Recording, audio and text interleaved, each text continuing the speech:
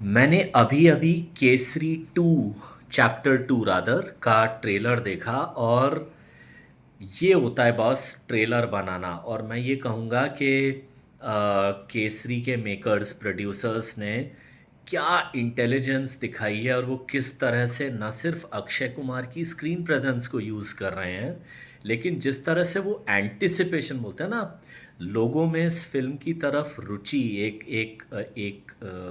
एक लगाव जो बढ़ा रहे हैं। जो टीज़र था वो बहुत ज़बरदस्त टीज़र है। अगर आपने केसरी 2 का टीज़र नहीं देखा है तो मैं कहूँगा कि पिछले 4-5 साल का one of the best made teasers, बल्कि 2 टीज़र्स एक साथ आए, रेड 2 और केसरी 2, और दोनों के टीज़र्स मैं कहूँगा कि केसरी 2 का थोड़ा-सा ऊपर जाता है अपने उस बोल्ड कंटेंट की वजह से कि पहले 30 सेकंड आप कुछ दिखाते ही नहीं हो, डार्क स्क्रीन है। ख़ैर, क्विकली से मैं जल्दी से मैं इस पे जंप करूँ केसरी 2 के ट्रेलर पर। देखिए, देशभक्ति पर बहुत फ़िल्में बनी हैं, लेकिन क्या हम जानते हैं कि वो वाला एंगल, जैसे भगत सिंह और स्पेशली जलियांवाला बाग केस में जो कोर्ट में जो बहस हुई थी, वो और बाल गंगाधर तिलक की जो एक बहस है कोर्ट में, ये 2-3 ऐसे हमारे हमारे इतिहास के चैप्टर हैं जिनके बारे में हमें बताया नहीं गया है।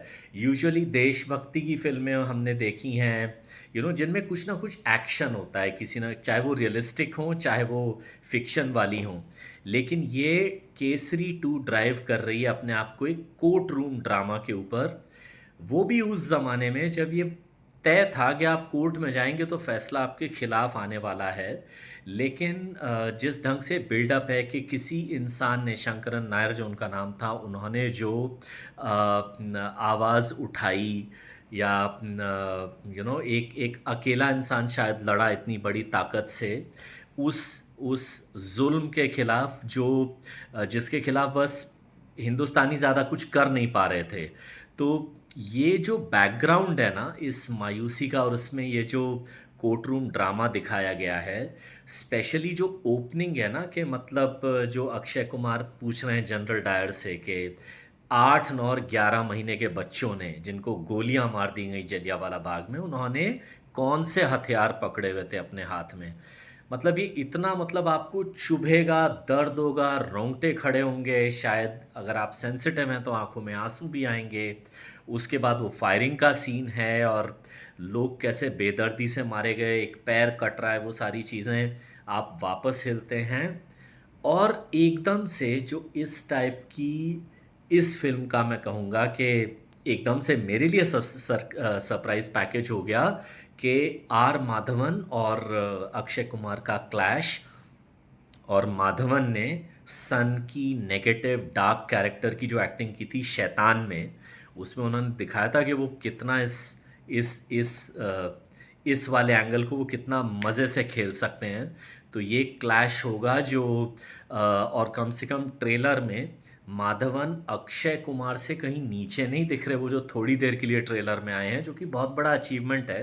क्योंकि अक्षय कुमार के बारे में मैं जो बार बार बार बार कहता हूँ, उनकी जो स्क्रीन प्रेजेंस है ना, अक्षय कुमार जो भी है, मतलब पता नहीं उस आदमी में क्या है, वो बस स्क्रीन पे आके खड़ा हो जाए वो आदमी, और बाकी लोग फिर दिखते नहीं हैं। तो उनके सामने माधवन टिक रहे हैं, कॉन्फ्लिक्ट दिख रहा है, अच्छे डायलॉग्स हैं। मुझे लगता है कि बहुत ज़बरदस्त इस फिल्म की तरफ झुकाव बनाएगा ये ट्रेलर। और किसी का बने ना बने boss, I love this kind of cinema. मैं इस फिल्म को पहले दिन देखूंगा। एंड ये फिल्म, चाहे कुछ भी हवा चल रही हो अक्षय कुमार के फेवर में, उनके खिलाफ, या जो भी, ये फिल्म उनकी हिट होगी मुझे लगता है। तो this trailer is a wonderful trailer, that's what I will say.